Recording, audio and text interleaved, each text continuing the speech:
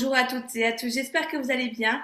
Ça y est, les vacances de la Toussaint ont démarré et vous êtes en manque d'inspiration pour occuper vos enfants ou petits-enfants. Avec Halloween qui approche, j'ai des idées pour vous. Je m'excuse d'avance pour ma voix qui est un petit peu modifiée, mais ça ne va pas m'empêcher de vous partager une nouvelle recette ce week-end. Alors, au menu aujourd'hui, nous allons réaliser des biscuits en forme de citrouille d'Halloween à l'orange. C'est une recette que j'ai découverte sur Cookie Dough Allemagne et que j'avais envie de vous partager. Des idées ludiques pour occuper vos chères têtes blondes pendant les vacances. Allez, on est parti! Nous allons démarrer par la réalisation du glaçage pour décorer nos belles citrouilles. Je vais mettre dans mon bol 100 g de sucre, une cuillère à soupe de cacao en poudre. Pour la pâte à biscuits, je vais avoir besoin d'une orange, notamment le zeste de l'orange. Du coup, mon orange, une fois zestée, je vais la presser et je vais rajouter à mon glaçage 2 cuillères à soupe et demie de jus d'orange pressé. Et on est parti pour mélanger le tout pendant 20 secondes à la vitesse 10. Au bout des 20 secondes, j'obtiens un glaçage relativement épais, c'est l'aspect souhaité, et je vais le réserver dans un récipient.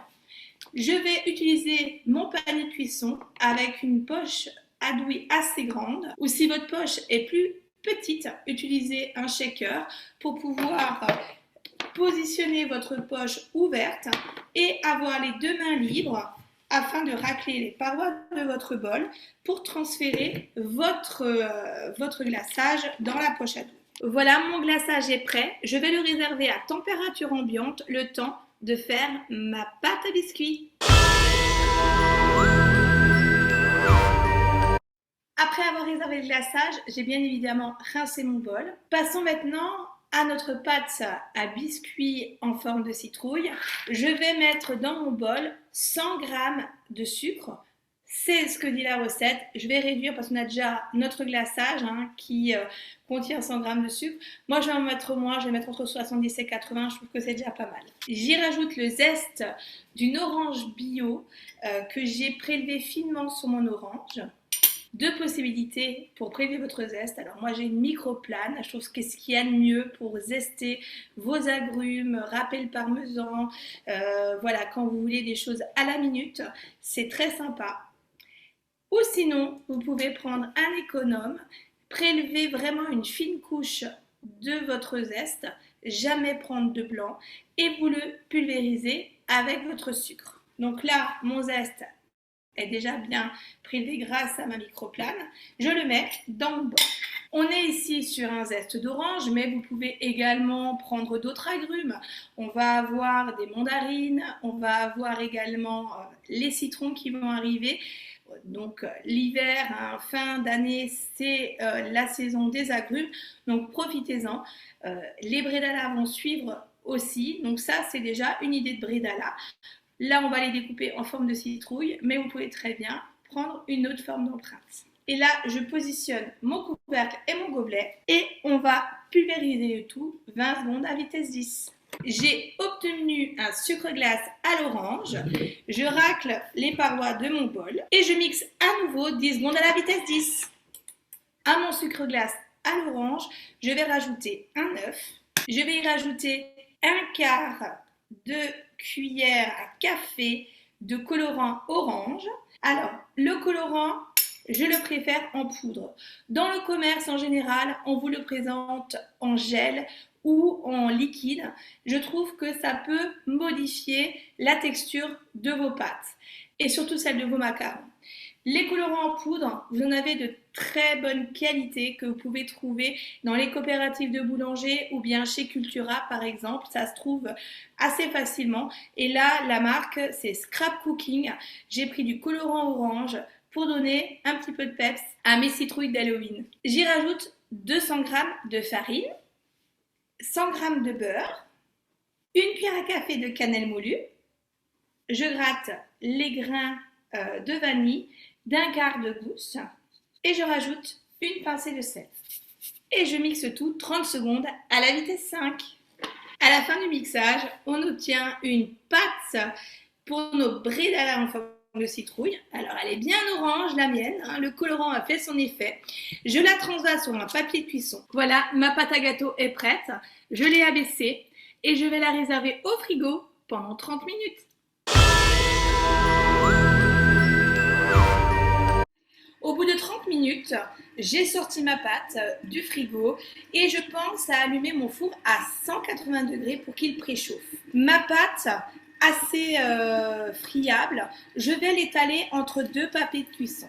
Je pense bien, donc vous voyez là je l'ai abaissée, elle est bien orange, hein, j'étais un petit peu trop gourmande dans le colorant, donc pensez-y, hein, vraiment un chouïa pour avoir quelque chose de moins orangé.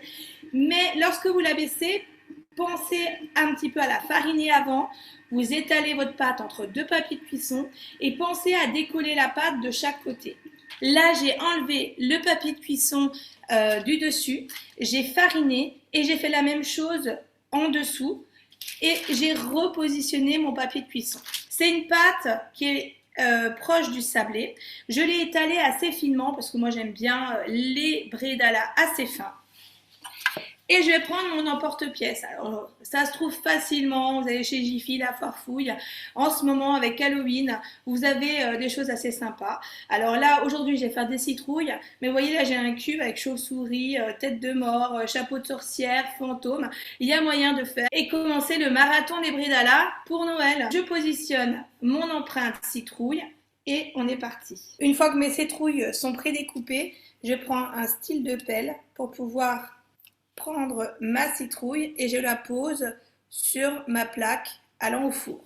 Si maintenant votre pâte, elle a un petit peu réchauffé et c'est difficile de prendre vos citrouilles, alors moi je vous conseille de la mettre un petit peu au congélateur pendant 10 minutes. Une fois que vous aurez prédécoupé vos citrouilles, mettez-la 10 minutes au congélateur et après vous arriverez plus facilement à récupérer les citrouilles. Voilà, mes citrouilles sont découpées. Je les ai positionnées donc sur ma plaque avec une scie pâte. Vous pouvez également prendre votre papier de cuisson. Et on est parti pour une cuisson au four à mi-hauteur pendant 10 minutes à 180 degrés.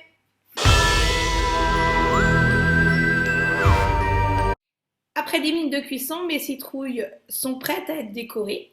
Donc ma poche à douille que j'ai mis de côté avec la ganache, je vais la couper sur le devant, mais attention, il faut veiller à ne pas faire un trop gros trou. Et je vais décorer mes citrouilles. Donc on n'oublie pas de faire les yeux et le sourire. Alors, petite astuce pour le sourire, vous prenez un cure-dent et vous pouvez justement faire des dents, vous jouez sur votre glaçage. Allez, j'en refais une, des petits yeux et là je mets mon glaçage et je peux aussi faire un sourire à la vampire par exemple, les petits yeux. Veillez à pas trop presser sur votre poche à douille pour pas avoir trop de glaçage. Le petit sourire. À vous de décorer vos citrouilles comme vous l'aimez, avec vos enfants, petits-enfants. Et on va laisser sécher nos citrouilles décorées pendant 1 heure. Et voilà, mes biscuits citrouilles sont prêts. La déco a séché au bout d'1 heure. Ils sont prêts à déguster. Il y en a déjà qui ont été chippés, j'en ai fait une 60aine. Donc, vous voulez occuper vos enfants pendant ces vacances, voici une idée de recette. Ça leur permettra de faire place à leur créativité quant à la déco des citrouilles. Je vous souhaite encore un bon dimanche. Je vous dis à très vite. Et n'oubliez pas de publier vos photos. À bientôt. Au revoir.